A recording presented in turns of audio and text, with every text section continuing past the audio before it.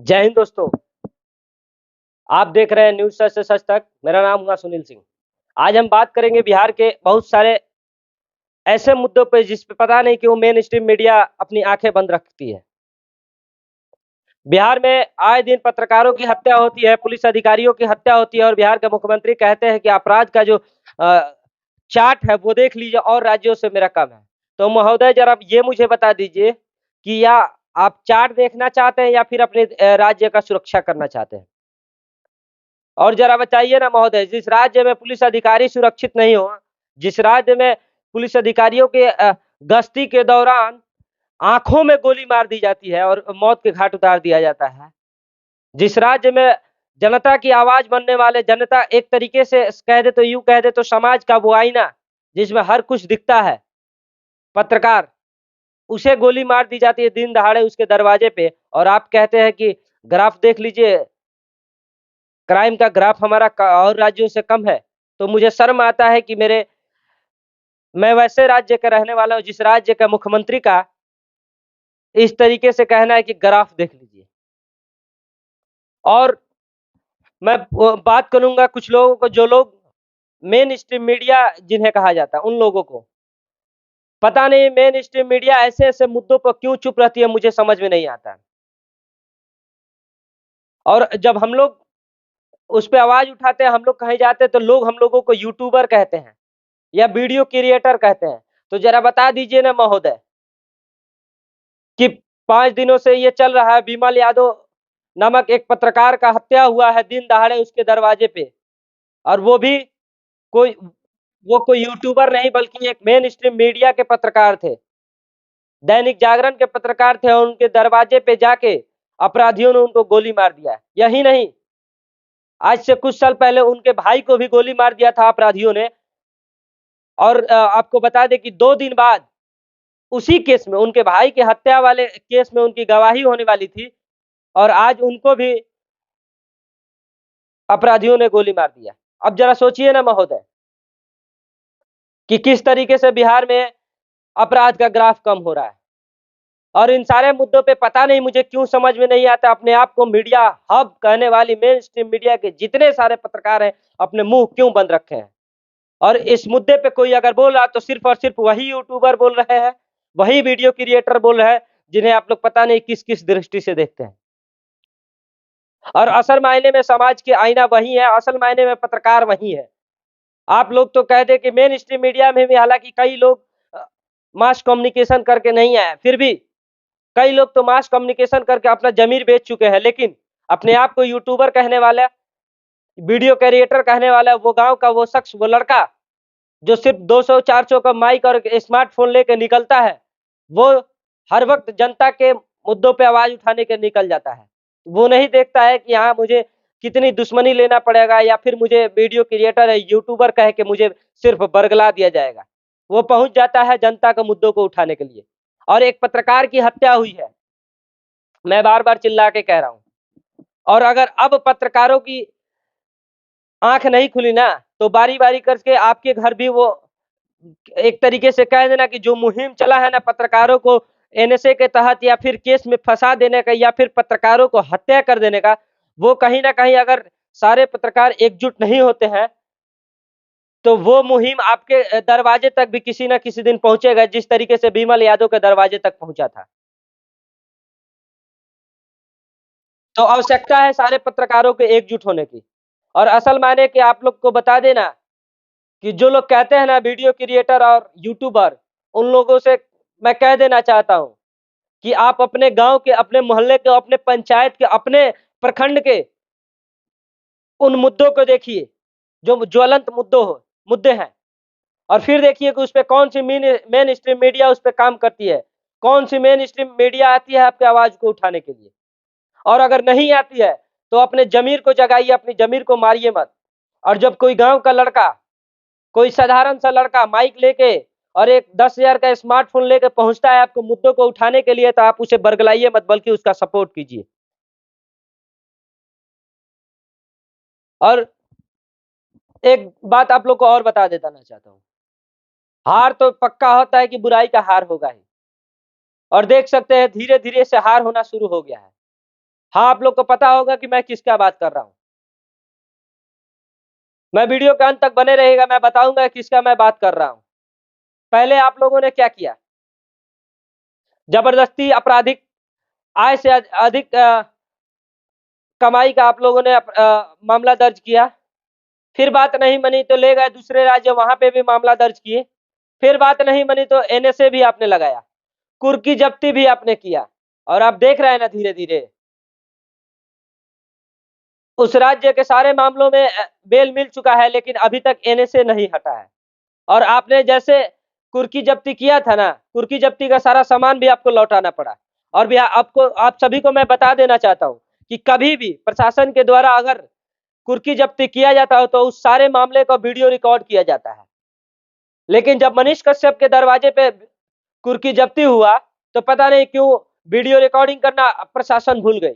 अब जरा बताइए ना मुझे, जिस मामले में प्रशासन से लेकर 2 राज्यों की सरकार इतना, यूं कह दे तो इतना तत्पर है कि 2 दिन में कुर्की जब्ती का आदेश निकल जाता है, उस मामले में प्रशासन इतनी बड़ी चूक कैसे कर देती है कि वीडियो रिकॉर्डिंग करना भूल जाती है।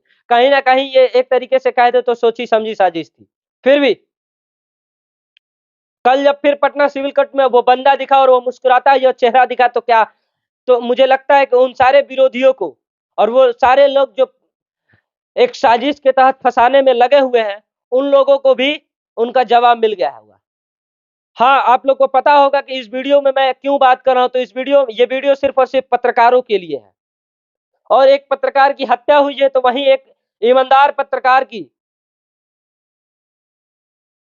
यूं कह दे तो सिर्फ और सिर्फ साजिश के तहत फंसाने का एक षड्यंत्र रचा जा रहा है। इसीलिए मैं इस वीडियो में बात कर रहा हूं उस शख्स की। तो जरा सोच सुन लीजिए कान खोल के महोदय, अगर कान में आपका कान साफ ना हो तो साफ करवा लीजिएगा। वो बंदा हारने वाला नहीं है, ये आप कान खोल के सुन लीजिएगा। जिस दिन आएगा और तेजी से दहाड़ेगा। और कहीं ना कहीं जब समय समय पर ये फोटोज वायरल हो रहा है ना, कभी बेतिया कोर्ट के तो कभी पटना सिविल कोर्ट के, तो ये आप लोग के रातों का नींद जरूर चुरा ले रहा होगा कि आखिर इतना प्रताड़ित करने के बाद बंदा हंसता कैसे है, मुस्कुराता कैसे है। तो जरा सुन लीजिए महोदय, उस बंदे के अंदर ये लालच नहीं है कि मैं कौन सा घोटाला करके अपनी संपत्ति बना लूं। उस बंदे के अंदर ये लालच नहीं है कि मैं किसी को नौकरी दिलवा के अपना संपत्ति बना लूं। उस बंदे के अंदर ये लालच नहीं है कि मैं अपने पीठ पीछे अपने परिवार को भी पॉलिटिक्स में ला लूं। वो बंदा निस्वार्थ भाव से काम कर रहा था और कहीं ना कहीं वो एक पत्रकार था, उसे आज बिहार की जनता, देश की जनता नेता बनाने पे तुली हुई है। जब हम लोग किसी भी मुद्दे पे बात करते हैं तो कमेंट सेक्शन में सिर्फ और सिर्फ यही भरा होता है, मनीष कश्यप जिंदाबाद। तो मनीष कश्यप को बिहार का सीएम बनाना है। अब जरा मैं बात करना चाहता हूं ये भी कि मेन स्ट्रीम मीडिया के लोग इन सारे मुद्दों पे आखिर क्यों नहीं बात करना चाहते हैं। तो सुन लीजिए सच्चाई कि मेन स्ट्रीम के मीडिया जब भी किसी पत्रकार की हत्या होती है, जब भी किसी बिहार के अधिकारी की हत्या होती है, जब भी किसी एसआई की हत्या होती है, जब भी किसी दरोगा की हत्या होती है, तो इस पे मेन स्ट्रीम मीडिया क्यों नहीं काम करती, या फिर यूं कह दे तो हमारे कुछ यूट्यूबर पत्रकार भाई लोग ही, वो लोग भी काम नहीं करते हैं। इसका मेन रीजन आप जान लीजिए, जब भी किसी वीडियो में हत्या और मर्डर का उपयोग किया जाता है, ऐसे शब्दों का उपयोग किया जाता है, उस शब्द में डॉलर नहीं बनता है। और इसीलिए आपको कह दे कि मेन स्ट्रीम मीडिया इन सारे मुद्दों पे वीडियो नहीं बनाना चाहती, इन सारे मुद्दों पे काम नहीं करना चाहती, क्योंकि कहीं ना कहीं उनको डॉलर नहीं मिलेगा। तो कह दे, तो यूं कह दे आपको जनाब कि पत्रकार का मतलब सिर्फ डॉलर कमाना ही नहीं होता है। अगर डॉलर कमाना होता है तो पैसे कमाने का और भी कई तरीके हैं, और कई लोग हैं जो डॉलर आपसे ज्यादा डॉलर कमा रहे हैं। अगर आप सही में अपने आप को पत्रकार कहते हैं तो जनता को उन सारे मुद्दों पे खुल के बोलने का प्रयास कीजिए और डरिए मत इन सरकार से। ये गूंगी बहरी सरकार किसी न किसी दिन जरूर थकेगी। और सिर्फ डॉलर के लिए काम मत कीजिए। हमारे कुछ यूट्यूबर भाई लोग हैं, वो लोग भी पता नहीं क्यों इन मुद्दों पे बोलना बंद कर, हालांकि बहुत सारे यूट्यूबर पत्रकार जो मेरे भाई लोग हैं, वो लोग खुल के बोलते हैं, जाते हैं उन सारे जगहों पे और जनता की आवाजों को उठाते हैं। तो मैं आप लोगों से कह देना चाहता हूं कि जब तक आप लोग ऐसे सिर्फ और सिर्फ आप लोग का मतलब रहेगा पत्रकारी का मतलब रहेगा सिर्फ और सिर्फ डॉलर कमाना, तब तक आपके किसी न किसी दिन आपके दरवाजे पे भी ये मुहिम पहुंचेगा और आपके दरवाजे के पर आपको बुलाकर भी आपके साथ भी गलत हो सकता है। तो आप लोगों से एक रिक्वेस्ट है कि जब भी किसी के साथ ऐसी घटना होती है तो खुल के बोलने का प्रयास कीजिए और जनता के मुद्दों को उठाने का प्रयास कीजिए। और जब किसी पत्रकार के साथ गलत होता है तो सारे पत्रकार बंधु एकजुट होकर उसके लिए आवाज बनिए। आज विमल यादव है, कल आप भी हो सकते हैं, परसों हम भी हो सकते हैं। क्योंकि मैं दावे के साथ कह देना चाहता हूं कि जितने भी यूट्यूबर पत्रकार भाई लोग हैं, 95% लोग डॉलर के लिए काम नहीं करते हैं। 95% लोग जनता के असल मुद्दों पे बात करते हैं। और वो जब घर से निकलते हैं ना महोदय, तो परिजनों को शाम जब वो नहीं लौटते हैं शाम तक, परिजनों को तो सिर्फ और सिर्फ परिजनों को चिंता बनी रहती है कि पता नहीं आज किस दुश्मन से पाला पड़ा होगा, आज कौन सा नया दुश्मन बनाया होगा जनता की सेवा करने के लिए। तो महोदय आपका भी कुछ धर्म बनता है। आप जितने लोग ये वीडियो देख रहे हैं ना, आप लोगों से भी एक रिक्वेस्ट है कि जब आपके गली मोहल्ले, आपके चौक चौराहे पे कोई लड़का माइक लेके पहुंचता है ना और एक स्मार्टफोन लेके आपके मुद्दों को उठाने के लिए, तो आप उसको बरगलाइए मत, बल्कि उसे सपोर्ट कीजिए। और एक बात और मैं कह देना चाहता हूं, क्या दिलेरी दिखाई है, क्या हिम्मत दिखाई है, क्या सराहनीय कार्य किया है आपने भाई मनीष कश्यप के भाई करण कश्यप ने। जरा सोचिए ना महोदय, जो बंदा अपने भाई को के केस को लड़ते लड़ते खुद को बेच चुका है, खुद के जमीन को गिरवी रख चुका है, अपने माँ को गहने को गिरवी रख चुका है, फिर भी उसकी जमीन नहीं मरी है। और जब उसे लगा कि एक पत्रकार भाई के घर पे आफत आई है, एक पत्रकार भाई के घर पे विपत्ति आई है, तो इतने सारे समस्या होने के बावजूद भी वो पहुंचा विमल यादव के घर पे और 51,000 रुपया का मदद भी किया। और उस मदद के बदले टीआरपी नहीं लिया, बल्कि उसने सिर्फ और सिर्फ इतना कहा कि मैं अपने परिवार का मदद करने आया हूं। एक पत्रकार का परिवार एक पत्रकार का परिवार होता है। तो आप लोगों का भी जमीर जगना चाहिए, सारे पत्रकार बंधुओं का, क्योंकि अपने जाति के किसी व्यक्ति पे विपत्ति आई है। हाँ, मैं बोल रहा हूं, जाति सूचक शब्द का यूज कर रहा हूं, तो ये भी जरा सुन लीजिए कि वो कौन सी जाति है। पत्रकार जाति, पत्रकार कौम के एक व्यक्ति पे विपत्ति आई है, एक व्यक्ति के परिवार पे विपत्ति आई है, तो हम सभी का ये कर्तव्य बनता है कि विमल यादव के परिवार के साथ आजीवन खड़े रहे। क्योंकि उस पिता ने एक नहीं बल्कि अपने दो बेटों को खोया है, और उसके बावजूद भी उस परिवार के लोग ये नहीं कह रहे कि मुझे इंसाफ चाहिए, बल्कि वो लोग ये कह रहे हैं कि मैं अपना परिवार कैसे चलाऊंगा, हम लोग का परिवार कैसे चलेगा। अब जरा सोचिए ना उस परिवार के बारे में। और इन सब के बावजूद कल रात को एक और भी वीडियो पटना से वायरल हो रहा था, और इन सारे वीडियो को देखने के बाद मुझे तो लग रहा है कि पटना के बिहार के जो मुख्यमंत्री है ना, उन्होंने अपना जमीर खो दिया है, या फिर उनके अधिकारियों ने अपना जमीर खो दिया है। एक एम्बुलेंस का रास्ता कौन नहीं देता है महोदय? एक एम्बुलेंस में मरीज तड़पड़ा रहा है, तड़प रहा है, और आपका काफिला जा रहा है, उसके लिए एम्बुलेंस को रोका जा रहा है। मुझे जहां तक पता है कि माननीय मुख्यमंत्री जी को नहीं पता होगा कि उनके काफिले के लिए एक एम्बुलेंस को रोका गया है, और वैसे एम्बुलेंस के जिसमें एक व्यक्ति अपने जीवन की मौत की लड़ाई से लड़ रहा है और तड़प रहा है, फिर भी उसे रोका गया है। तो मैं उन अधिकारियों से कहना चाहता हूं कि आपका जमीर इतना क्यों मर सकता है महोदय? आप इतना नीच कैसे हो सकते हैं? आपकी सोच इतनी गलत कैसे हो सकती है महोदय? क्या इस किस प्रोटोकॉल में लिखा हुआ है कि माननीय मुख्यमंत्री या किसी भी मंत्री का जब काफिला निकले तो एम्बुलेंस को भी रोक दिया जाए?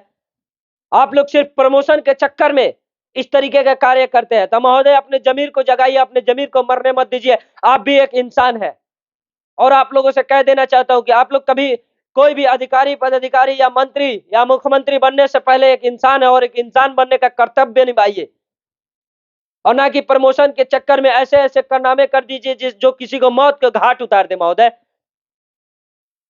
वो वीडियो देखने के बाद अंदर से पता है कितना दुख होता है। अगर उस एम्बुलेंस में जो व्यक्ति अपनी जिंदगी और मौत की लड़ाई को लड़ रहा था, वो व्यक्ति आपके परिवार का होता, तो क्या आप रास्ता रोकते? क्या मुख्यमंत्री जी के घर का कोई व्यक्ति होता तो क्या मुख्यमंत्री जी अपने काफिले के लिए उस एम्बुलेंस को रुकवा देते? इन सब चीजों को समझिए महोदय, आखिर कब तक ऐसा होता रहेगा?